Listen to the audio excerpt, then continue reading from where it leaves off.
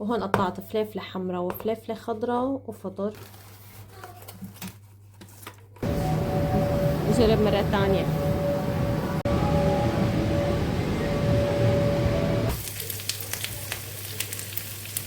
هلا رح بلش لفهم.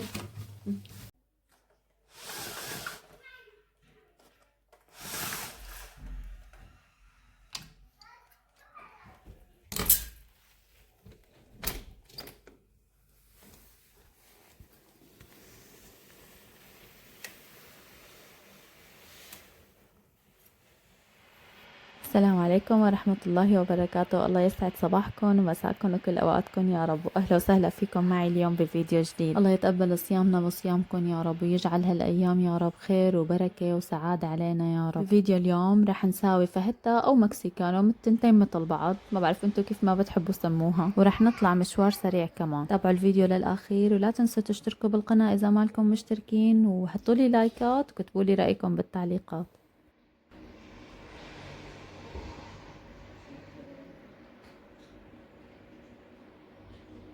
اليوم رح ساوي مكسيكانو. قطعت الدجاج، طبعا غسلته ونظفته وقطعته هيك. وهون قطعت فليفلة حمراء وفليفلة خضراء وفطر، رح احطهم كلياتهم كمان. بسم الله.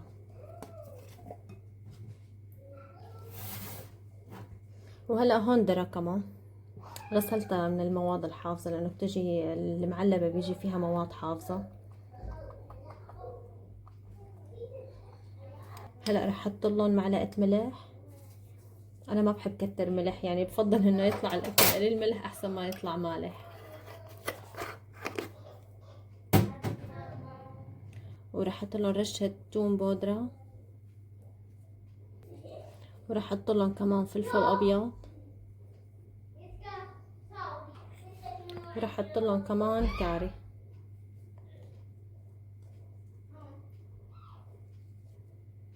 ورح احط لهم كمان رشة زنجبيل، ورح اضيف تقريبا قريب 3/4 المعلقة صغيرة دبس فليفلة،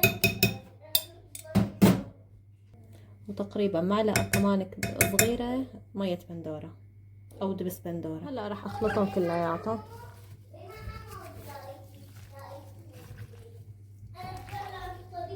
هي الاكلات عن جد بتشهي بالدجاج، تحسوها هيك مشكلة بين الخضار والدجاج.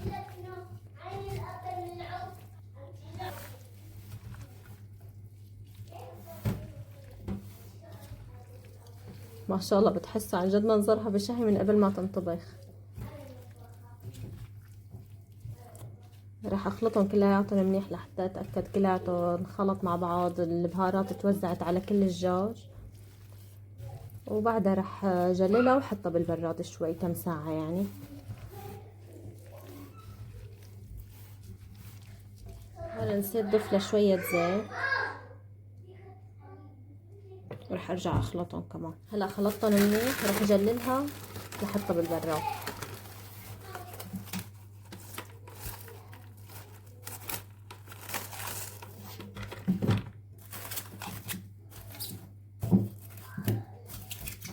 هلا في نشاط للولاد بنروح عليه، هو يعني ما له كتير بعيد، يعني شي 10 كيلو، ناخذهم ونغير نرجع. هون بعد ما تبلت الدجاجات وحطيتهم بالبراد، انا بحب تبل الدجاج قبل كم ساعة، يعني شي 3 4 ساعات، يعني مو اقل من هيك، وحطه بالبراد، يعني الدجاج بياخد نكهة البهارات وطعمتها. بعدين والله قالوا انه في نشاط للاولاد، فحبيت والله اني اخذ الاولاد وسليهم. بس والله يا جماعة عن جد كمية البرد اللي كانت بهذا النهار مو طبيعية، عن جد البرد فظيع. يعني اضطريت اني صف السيارة بعيد عن المكان شي تقريبا دقيقتين مشي. عن جد تجمدنا، لا جمدنا حرفيا لبين وصلنا، يعني رغم البرد وبغض النظر عن الجو بحب اني اخذ الاولاد يعني لهيك انشطة وسليهم.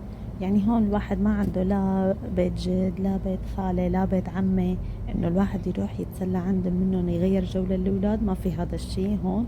فلهيك يعني وين في نشاط وين في كذا، فبحب اني اخذهم بغيروا جو، بيتسلوا بيشوفوا اولاد من عمرهم، بيقضوا وقت، بفرغوا طاقتهم شوي. عن جد حلوة كتير هاي الأنشطة اللي هون بيعملوها. هي يعني ما لها يعني شي كتير ضخم، يعني هي صالة بيفتحوها وبيحطوا فيها هيك ألعاب نطاطة وكذا وهيك شغلات، يعني شوية أجواء يعني هيك للأولاد. بس الولد بينبسط يعني، بيغير جو، بحس إنه في شي جديد. حتى ممكن أوقات ما يكونوا حاطين فيها هاي الألعاب كلها أبدا، بس هيك بيفتحوا الصالة والأولاد بتروح يعني بتلعب، يعني في عندها مساحة كبيرة واسعة بتلعب يعني طابة وكذا هيك، يعني عن جد بيتسلوا كتير. بتضل مفتوحة تقريبا حوالي ساعة أو ساعة ونص، ساعتين حسب يعني، بس الماكس يعني ساعتين مو أكتر من ساعتين.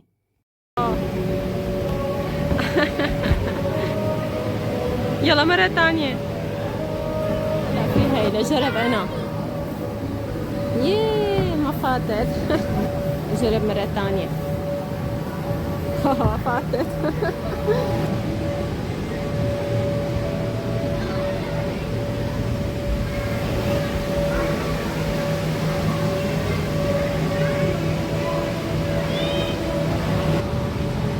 هاي بتجي صالات كبيرة بيلعبوا فيها رياضة بالمدرسة تبع للمدارس. هاي بيستعملوها لهيك أنشطة كمان، بس فاضية يعني ما فيها عالم، ما فيها أولاد. هون بعد ما خلص الوقت تبعنا، وفي وقت تاني بعد منا لأعمار أكبر، فبيبلشوا ينفسوا النطيطات مشان إنه العالم تطلع ويبلش الدور التاني، يعني بيستنوا الصالة لتفضى وبعد منا بيبلش الدور التاني. ما شاء الله الغروب ما أحلى.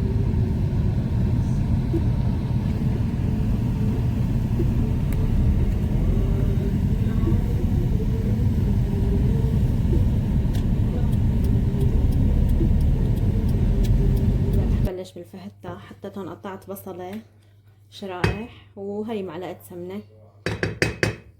بعد ما قليت البصلة شوي، أنا ما بدي أقليها كتير، رح بلش نزل الدجاج.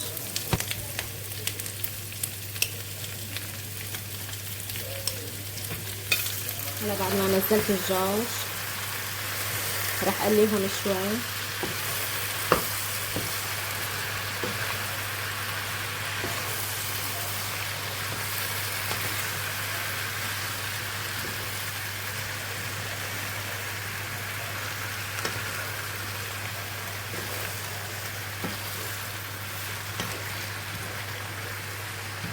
اتركها شوي لحتى تستوي عشان يستوي الدجاج. ما شاء الله ريحتها ما احلاها.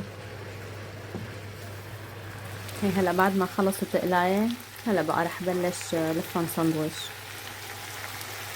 هلا رح بلش لفهم،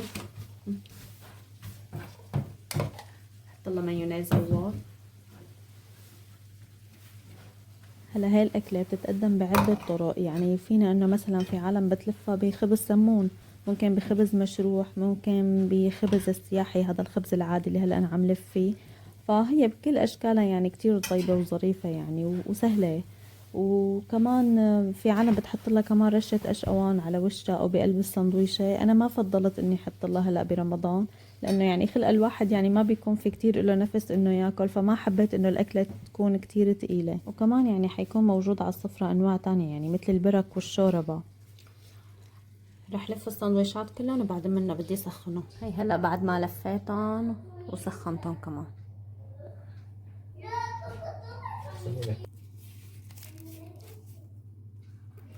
ايه والله ما شاء الله عن جد شي بشهي والله.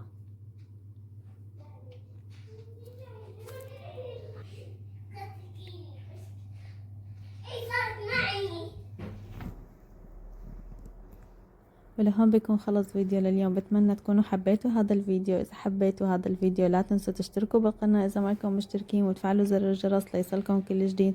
حطوا لي لايك وتعليقات حلوة كمان، وشجعوني حتى استمر ونزل فيديوهات جديدة. واعطوني رأيكم بطبخة اليوم اللي عملناها بالتعليقات. ورمضان كريم على الجميع، والله يتقبل صيامنا وصيامكم يا رب. وشكرا للجميع على المتابعة، والسلام عليكم ورحمة الله وبركاته.